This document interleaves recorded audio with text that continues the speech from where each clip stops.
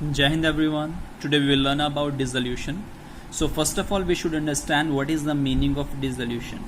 So dissolution means winding up a partnership firm. जो partnership firm हम ख़त्म करने जाते हैं तब उसे बोलते हैं हम डिसोल्यूशन। तो डिसोल्यूशन के कई रीजंस हो सकते हैं, उसके कई मोड्स हो सकते हैं। सबसे पहले कंपल्सरी डिसोल्यूशन है, जो ऐसे हालात हो जाएं कि आपको डिसोल्यूशन करना कंपल्सरी पड़ जाए। जैसे कि आपने कोई ऐसा एक्ट कर दिया जो against the interest of country है, तब भी बाय नोटिस देकर भी आप अपनी फर्म को जो है पार्टनरशिप फर्म ख़त्म कर सकते हो, और म्यूचुअल एग्रीमेंट से भी इसे ख़त्म किया जा सकता है। और उसके अलावा कोई इवेंट था, यानी पार्टनरशिप फर्म एक स्पेसिफिक टास्क के लिए बनी थी। फॉर एग्जांपल आपकी एक कंस्ट्रक्शन कंपनी का काम था आपका, तो आप लोगों ने पार्टनरशिप की थी एक फ्लाईओवर बनाने के लिए, और फ्लाईओवर बन के कम्प्लीट हो गया है। तो कंप्लीट होने के बाद जब वो इवेंट ख़त्म हो जाएगा तो पार्टनरशिप फर्म जो है वो भी ख़त्म हो जाएगी। उसके बाद कई बार कोर्ट जो है, कोर्ट के ऑर्डर से भी पार्टनरशिप फर्म ये तो पार्टनरशिप की वजह से कोई फ्रॉड हुआ है, कुछ ऐसा काम कर दिया जो इलीगल है, तो कोर्ट भी ऑर्डर देके पार्टनरशिप फर्म को ख़त्म कर सकता है। तो पार्टनरशिप फर्म जब हम करते हैं, डिसोल्यूशन जो हम करते हैं, डिसोल्यूशन में सबसे जो मेन अकाउंट्स होते हैं, सबसे पहला अकाउंट बनाते हैं रियलाइजेशन अकाउंट। उसको बनाने से पहले आपको एक पुरानी चीज़ याद रखनी पड़ेगी कि रियलाइजेशन अकाउंट में होता क्या क्या है। रियलाइजेशन में आप क्या करते हो, एसेट्स को रिलीज करोगे और लाइबिलिटी जो है उसे पे करोगे। कौन सी लाइबिलिटी? Outside liability. और जो थर्ड पार्टी लोन है, उसे थर्ड पार्टी लोन को भी आपने पे ऑफ करना होता है। तो एसेट्स रिलीज की जाती हैं, लाइबिलिटीज पे ऑफ की जाएंगी, और थर्ड लाइबिलिटी लोन जो है वो भी हम पे करेंगे। और इन तीन काम करने के बाद जो है फिर अगर पार्टनर का कोई लोन है उसे सेटल किया जाता है। यानी पहले ये एसेट को रिलीज करेंगे, फिर हम थर्ड पार्टी लाइबिलिटी वगैरह जो है, थर्ड पार्टी लोन वगैरह जो है उन्हें पे ऑफ करेंगे, और फिर हम जो है पार्टनर को लोन की पेमेंट करेंगे अगर उसने कोई लोन दिया है। उसके बाद कैपिटल अकाउंट में जो है चेंजेस आते हैं, कैपिटल अकाउंट में हम एडजस्टमेंट करते हैं। तो सबसे पहले रियलाइजेशन अकाउंट करने से पहले हम रिकॉल करते हैं +1 का टॉपिक। +1 में जो आपने पढ़ा था, आपने +1 में पढ़ा है कि जितनी भी एसेट्स होती हैं, एसेट्स का बैलेंस डेबिट होता है, ठीक है, और जितनी लाइबिलिटीज होती हैं उनका बैलेंस क्रेडिट होता है। ये बात आपने पहले ध्यान में रखनी है। तो रियलाइजेशन अकाउंट बनाते समय जितनी भी एसेट्स होंगी, सारी की सारी एसेट्स आपने ट्रांसफ़र करनी होंगी। कहाँ? जितनी भी एसेट बिजनेस के पास हैं, पार्टनरशिप फर्म के पास हैं, आप सारी की सारी रियलाइजेशन अकाउंट में ट्रांसफ़र करोगे, एक्सेप्ट कैश और बैंक को छोड़ के। अगर कोई कैश का बैलेंस पड़ा है या बैंक का बैलेंस पड़ा है, उसे छोड़ के बाकी सारी एसेट्स जो हैं वो रियलाइजेशन अकाउंट में ट्रांसफ़र की जाती हैं। और उसके अलावा जो लाइबिलिटीज़ होती हैं, थर्ड पार्टी लाइबिलिटीज़ जितनी भी होंगी, सारी की सारी रियलाइजेशन अकाउंट में आप ट्रांसफ़र करोगे। लेकिन रिजर्व, कैपिटल अकाउंट और पार्टनर लोन इसमें इंक्लूडेड नहीं होगा। बाकी सारी लाइबिलिटीज़ को आपने रियलाइजेशन अकाउंट में लेके आना है, इन तीन को छोड़ के। तो आपने बेसिकली ये समझ लेना है, जैसे आपके पास बहुत सारे चीज़ें पड़ी हैं, आपके पास बहुत से टॉयज़ पड़े हैं, और आपके पास एक ब्लाइंड बॉक्स है। तो ब्लाइंड बॉक्स जो है वो एक तरह से रियलाइजेशन अकाउंट है। आपने सारी चीज़ें उसमें डाल देनी है, यानी हर एक टॉय को, हर एक चीज़ को आप एक बॉक्स में इकट्ठा कर रहे हो, उस बॉक्स को बोलते हैं रियलाइजेशन अकाउंट। तो यहाँ पर भी क्या है, सारी एसेट्स, सारी लाइबिलिटीज़ को आप एक जगह पे इकट्ठा करोगे, उन्हें गैदर करोगे, और जहाँ इकट्ठा करोगे उस अकाउंट का बोलते हो रियलाइजेशन अकाउंट। रियलाइजेशन अकाउंट बनाने से पहले आपने देखना है कि जब भी हमने एसेट्स को लेके आनी है, जब भी एसेट्स रियलाइजेशन अकाउंट में आती हैं, क्योंकि एसेट का बैलेंस डेबिट होता है, तो ये हमेशा रियलाइजेशन अकाउंट में डालने से पहले, ये अगर आपको जर्नल एंट्री के लिए कहा गया है तो आप ये जर्नल एंट्री डालोगे, यानी realisation account debit to assets account. जो भी एसेट होगी उस एसेट का आप यहाँ पे नाम लिखोगे। वो सेम तरीके से लाइबिलिटी का बैलेंस क्योंकि क्रेडिट होता है, क्रेडिट होने की वजह से तो लाइबिलिटी जो है वो डेबिट में जाएगी और रियलाइजेशन अकाउंट जो है वो क्रेडिट में जाएगा। इसको समझते हैं एक क्वेश्चन की हेल्प से। इलस्ट्रेशन है जिसमें अमाउंट्स मैंने नहीं लिए हैं। आपके सामने एक बैलेंस शीट शो हो रही है। बैलेंस शीट में आप देख सकते हो आपको लाइबिलिटीज़ दी हुई हैं इस साइड पे, और दूसरी साइड पे एसेट्स दी हुई हैं। अगर आप बात करो, आपको अलग अलग तरह की जो है लाइबिलिटीज़ और एसेट्स आपके सामने हैं। तो सबसे पहला काम आपने क्या करना है, जितनी भी लाइबिलिटीज़ बैलेंस शीट में दी हुई हैं या एसेट्स दी हुई हैं, उन एसेट्स को छोड़ के जो मैंने आपको पहले बताया, सबको लेके जाना है हमने रियलाइजेशन अकाउंट में। ये देखिए आपके सामने रियलाइजेशन अकाउंट है। तो जितनी भी एसेट्स या लाइबिलिटीज इधर थी सबको मैंने जो है रियलाइजेशन अकाउंट में इकट्ठा कर लिया है। ये देखिए जैसे मशीनरी थी, मशीनरी को हमने ट्रांसफ़र किया है। मशीनरी को हम रियलाइजेशन अकाउंट में पहले लिख के आएंगे, तो वो किस साइड आएगी, टू वाली साइड, क्योंकि इसकी जनरल एंट्री क्या होगी, realisation account debit to asset account यानी टू मशीनरी अकाउंट। तो जनरल एंट्री होगी realisation account to machinery account, और इस मशीनरी को हमने यहाँ पे ट्रांसफ़र कर दिया। सेम तरीके से स्टॉक, प्लांट और गुडविल, ये चीज़ें भी यहाँ पे ट्रांसफ़र हो गई हैं। जनरल एंट्री सबकी सेम है, जैसे to machinery account, realisation account debit to machinery, realisation account debit to stock, realisation to plant, realisation to goodwill. तो इस तरीके से हमने जो है इन्हें ट्रांसफ़र किया है, डेबिट साइड पे से लेके आए हैं। और उसके बाद अगर आप देखोगे इस तरफ और चीज़ें क्या पड़ी हैं एसेट्स में, और एसेट्स में पड़ा है डेटर्स, इसका ट्रीटमेंट मैं आपको करवाता हूँ बाद में। और पड़ा है कैश। मैंने आपको बताया कि कैश जो है, कैश नहीं आएगा, कैश कभी भी शिफ्ट नहीं किया जाता। जब हम बनाते हैं रिलेशन अकाउंट तो कैश को छोड़ के बाकी कैश और डेटर ट्रांसफ़र होंगे, लेकिन ये बताता हूँ मैं आपको थोड़ा टाइम बाद कि कैसे ट्रांसफ़र होंगे। कैश छोड़ देंगे क्योंकि कैश नहीं आता, बाकी जितनी भी एसेट्स हैं और जो भी उनकी वैल्यू होगी सेम एग्जैक्ट वैल्यू पे आपने रियलाइजेशन अकाउंट में इन्हें टू वाली साइड पे लिख लेना है, डेबिट साइड पे। तो उसके बाद लाइबिलिटीज़ आप देख रहे हो, कैपिटल अकाउंट दिए हुए हैं, वो मैंने आपको बताया कि कैपिटल अकाउंट्स जो हैं वो नहीं आएंगे। और उसके बाद बिल्स पेएबल है यहाँ से, तो बिल्स पेएबल यहाँ से हम लेंगे और बिल्स पेएबल बाय वाली साइड पे रियलाइजेशन अकाउंट की आ जाएगा। उसके बाद आप देख रहे हो mister Ram's loan, mister Ram का जो लोन है, क्योंकि मिस्टर राम ये पार्टनर हैं पार्टनरशिप फर्म में, तो जो भी पार्टनर होता है उसका लोन, क्योंकि पार्टनर थर्ड पार्टी नहीं है तो पार्टनर का लोन कभी भी रियलाइजेशन अकाउंट में नहीं लेके जाएंगे हम, तो ये हमने इधर नहीं ट्रांसफ़र किया।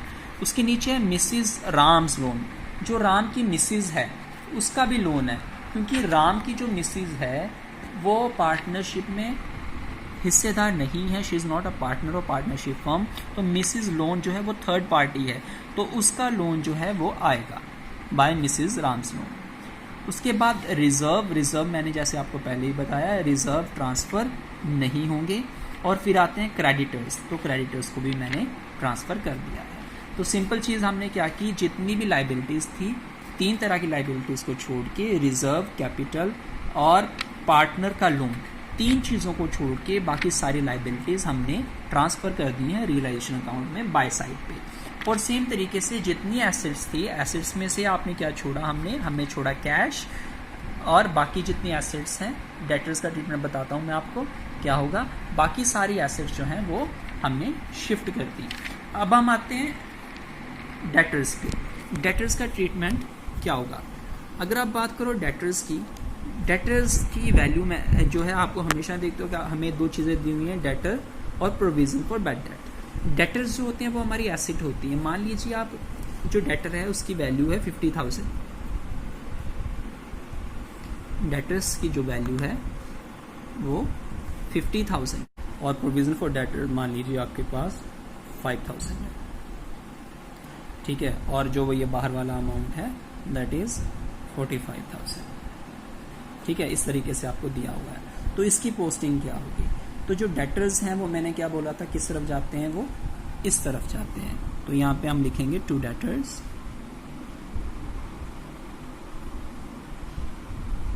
इस पे वैल्यू कौन सी लिखेंगे, क्वेश्चन यही है कि वैल्यू कौन सी लिखेंगे, हमने वैल्यू लिखनी है ये वाली, तो यहाँ पे कौन सी वैल्यू आएगी, सेम 50,000, और जो ये 5,000 प्रोविज़न फॉर बैड डेट था जिसे हम पीवीडी के नाम से लिख लेते हैं, by PVD provision for bad debt that is 5,000, ठीक है जी। तो इसका ट्रीटमेंट इस तरीके से होता है। अब बात ये तो हमने क्या किया, अब एक बार सारी चीज़ों को उस ब्लाइंड बॉक्स में रियलाइजेशन अकाउंट में इकट्ठा कर लिया है, सारी एसेट्स को, सारी लायबिलिटीज़ को।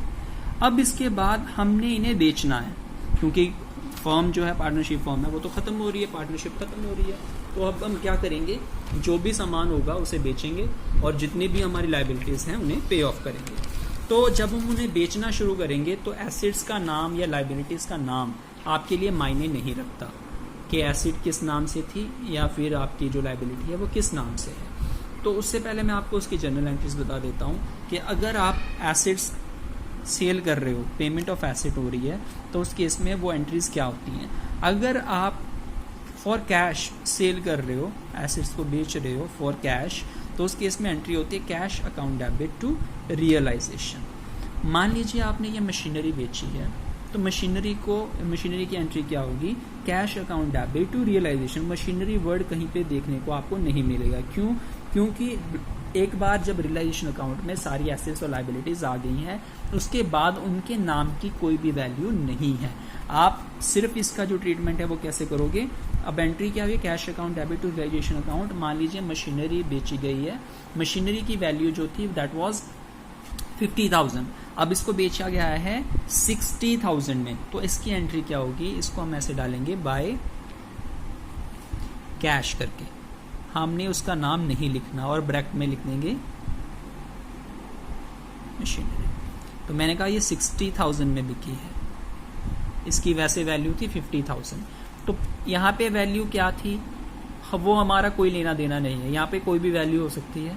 हमने जो वैल्यू लेनी होती है वो उसकी रिलीज की वैल्यू, कि वो बिकी कितने में, जितने में बिकी है वो वैल्यू पे हम इसे यहाँ पे रिकॉर्ड करेंगे। ठीक है जी, तो बाय कैश करके हम इन्हें रिकॉर्ड करेंगे। जितनी भी एसेट्स हमारी बिकेंगी तो सब बाय कैश करके। अब जैसे स्टॉक है तो बाय कैश, ब्रैकेट में हम लिख देंगे स्टॉक, जितने पे रिलीज हुआ है वो वैल्यू यहाँ पे, यानी ये वाली वैल्यू कोई मायने नहीं रखती, हमारे लिए मायने रखता है कि वो किस रेट पे रिलीज हुआ है।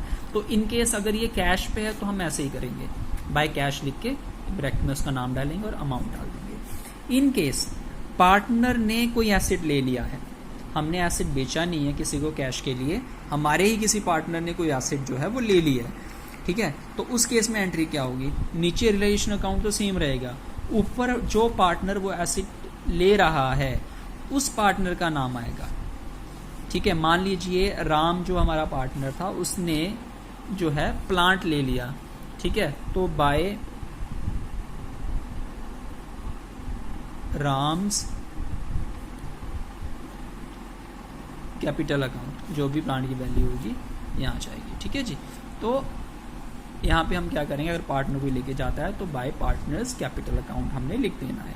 तीसरा केस, अगर हम एसेट को सेटल कर रहे हैं लाइबिलिटी के साथ, मान लीजिए क्रेडिटर था जिसका हमने पैसा देना था 5 लाख, हमने क्रेडिटर्स को पे करने थे और हमारे पास 5 लाख की मशीनरी भी पड़ी थी।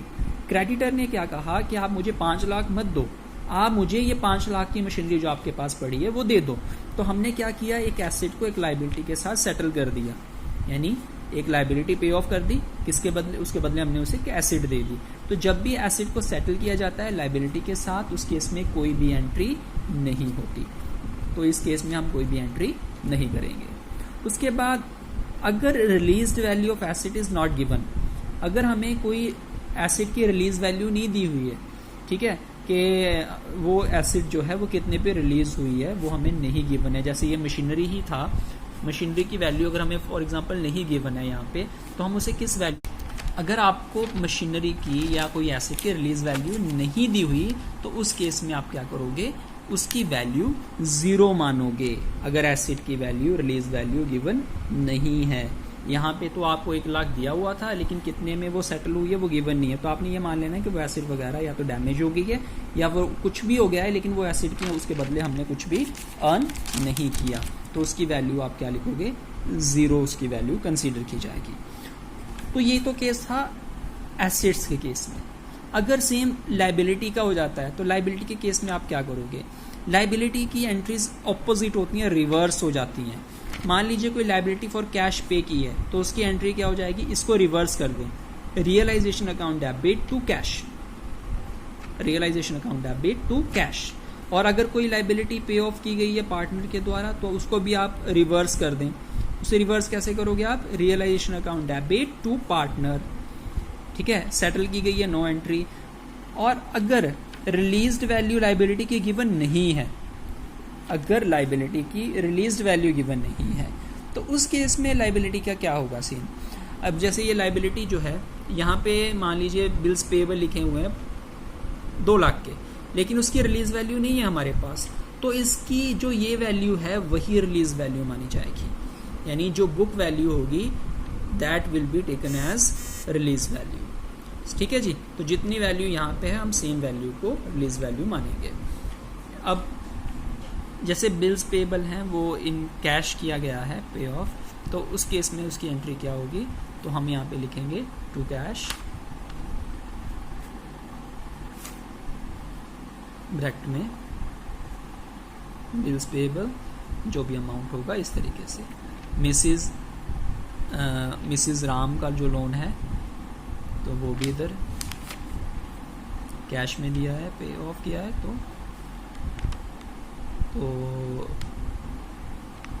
ठीक है, तो यहाँ पे हम लिख देंगे।